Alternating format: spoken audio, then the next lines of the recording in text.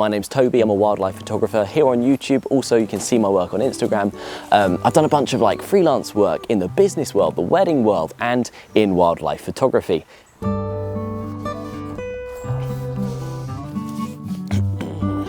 Alrighty, we're rolling. Now, today I want to sit down and talk to you guys a bit about wildlife photography.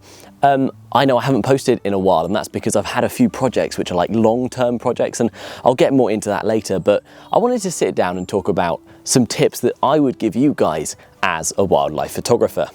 Now, today's video, I'm going to do some talking. We're going to talk about tips and tricks that I've learned along the way, and I'll also jump into some stories from where I've done it in the past. Now, I've got some notes on my phone, because I wanted to make sure I covered everything. Over the last few days, I've been accumulating these ideas. I've kind of broken it down into 4 sections for this video, and I will do another video because I think there's so much to be said on this topic. And let's just jump into it. My first tip is timing.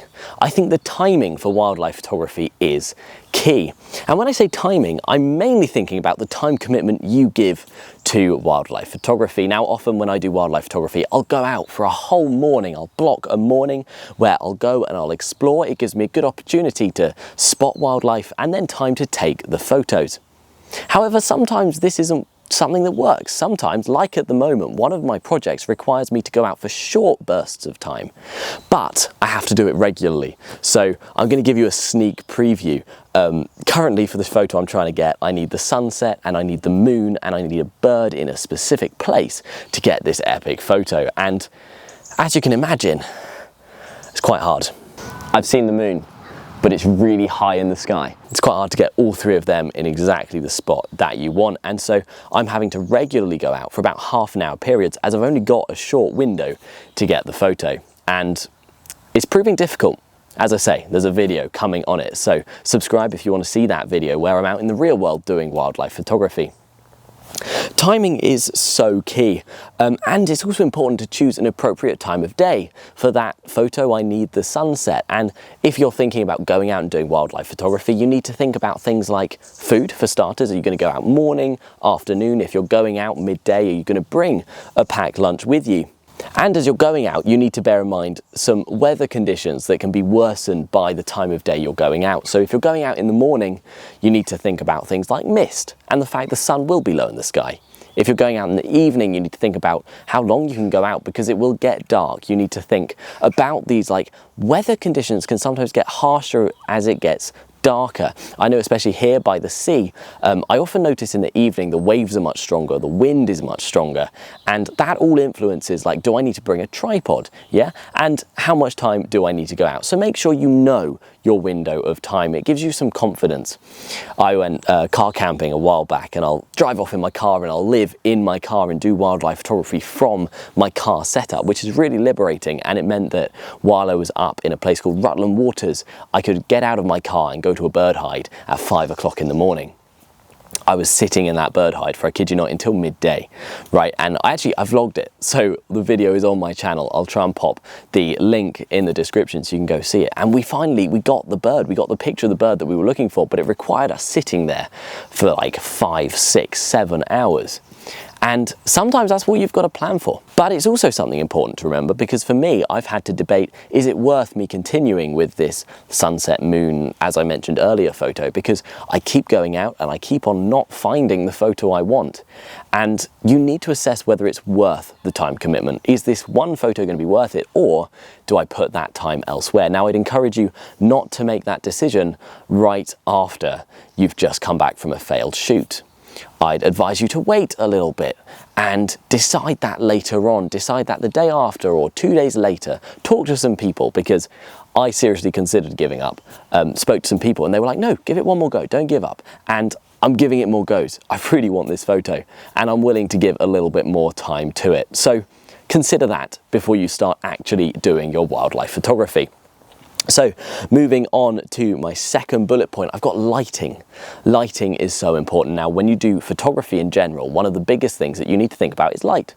When you're out, like now, I had to think about the light. So in front of me, I can actually see the sun. It's half blinding me, but it should be lighting me up in this video. And then I'm in a forest, so everything around me is probably quite dark, which is helping to make me pop out, and hopefully as I'm speaking to you it's nice and clear. These are all things that I thought about before I set up the cameras. I chose this location and I chose a good time of day. This has allowed me to get a clear photo, or a clear video in this case, and you need to think the same when you're doing wildlife photography. And think about cloud cover. You see, an overcast day, it gives you this soft light which doesn't have huge shadows. You don't get huge contrast, and sometimes that's what you want. You want a softness, you want a clearness, because shadows can be very difficult, and you want to think about shadows, you want to think about these lighting conditions. But also, if it's really, really heavy with clouds in the sky, it can be quite dark. And so to go out on an overcast day into a woodlands, you may struggle to get the lighting that you need for your photo. So moving on to our third bullet point, I actually put know why. Know why you're going out, know why you're doing this, okay? Now, this is something that I've come to recently. I've got to know why I'm doing my wildlife photography. I have to think a bit deeper about it. You see, I think when I started my wildlife photography, it was so new and so exciting, and going out and taking photos was just the coolest thing, right? And you get photos and you bring them back and you could show them to people and be like, wow, look at the photo I took. Look how cool that is. And part of it was chasing the recognition when people would go, oh, wow, that's awesome, you're so good at this. And I'd be like, yeah, cheers, you know, that's really cool. Recently, I found myself switching to looking at it from a different perspective, where as opposed to seeking that kind of gratification from other people, seeking that validation where people see your photos and go, oh wow, you're good at this, I'm now kind of thinking, what's the real impact of the photo? What's the impact in the real world? You see, I actually noticed on a magazine, and this is what got me, on a magazine you could submit your photos by email to this magazine, and then they would use your photos, they'd give you credit. And I thought, that's pretty cool. So I've been looking into magazines and news articles. I've been thinking about, can I produce my own kind of articles on my Instagram, for example, where I post my pictures? Can I take a picture that tells a story and I can then tell that story, and the picture has a purpose, as opposed to just trying to find the clearest, well-lit, beautiful, unique photo? And it's given me this new life, you know? It's been like, I still love doing it. I still love getting out and taking the photo. And now I can try and use it for the better. The other thing you can think about is competitions. I didn't mention that competitions are great when it comes to getting out that competitive spirit. Some people want to go out and they want to take the best photo, and they want to get into a community of people who also want to get the best photo, and that little bit of competition can sometimes be really healthy. So enter them into competitions. I think things like Countryfile, if you're here in the UK, they run a wildlife photography competition every year for people who aren't professionals, and so that gets you in a good pool. Otherwise, you can join ones for free, you can join ones where you have to pay a little bit. They often come with prizes if you're paying, and these are all things that I'd encourage you to aspire for. Like, go for it. Have a purpose and know what it is when you're taking your photo. And finally, and this is the one that's, it feels like the hardest one to commit to, but once you've committed to it, it then almost gets addictive. And that's, now you know the photo you want, and you've made sure you're out at the right time, and you've got good lighting. You've got to commit, right? You've got to actually commit to the photo. And that can include things like heading out super early if you need to. That can involve things like going out in the rain and having adequate protection for your cameras if you need to. I don't know if you can see behind me, there's like a bit of a haze. Oh, yeah, there's the raindrops.